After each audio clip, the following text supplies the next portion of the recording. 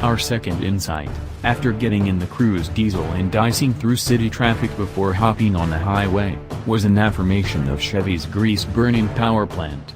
The diesel engine is really a fine motor to use. Don't let its modest horsepower figures and fuel economy numbers fool you into thinking the Cruze Diesel is a slouch. It offers plenty of torque all over the rev range, and, as Chevy tells us, 219 of its peak 240 pound-feet of torque is available between 1,500 and 3,250 revolutions per minute.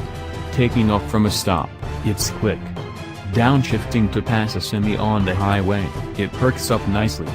Even if you don't downshift before making your move, the motive power is still there.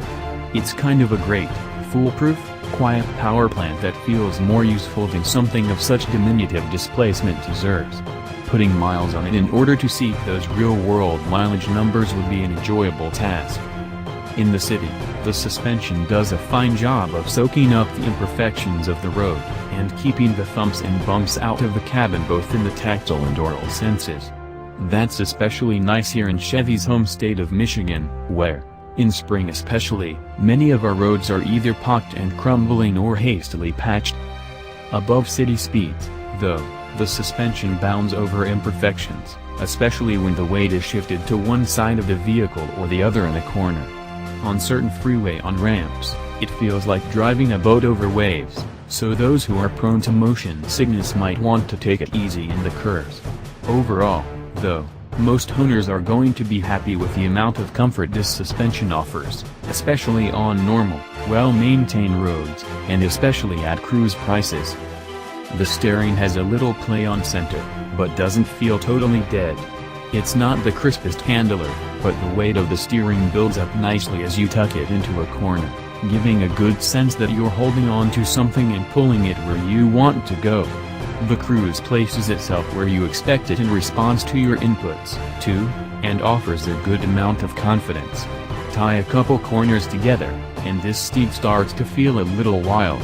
Shifting the weight from side to side amplifies that raucous, springy feel we find at speed. It's an easy car to steer, especially under the normal, everyday use it'll see 99% of the time. There's not a lot to write enthusiastically about with the interior of the Cruze. It's straightforward, no frills, and utilitarian, as seems to be common in Chevrolet vehicles. The plastics are firm, textured, and feel like they're meant to provide more durability during daily abuse than to provide the veneer of luxury. The seats are supportive without being cushy. Touchpoints are mostly hard, or very firm, versions of softer plastics. The steering wheel mounted buttons are covered with a rubbery material that, although looking a little cheap, offers a satisfying feel under one's thumb. Our tester's jet black interior offered a sporty look, especially in combination with the red exterior, but and this might have to do more with our age than anything else. We found that a touch of contrast can really spruce up the mood of a Chevy interior, and feel like the case would be the same here. Thankfully, other interior color combinations are available, in both cloth and leather versions, with certain exterior color choices, just not with red hot.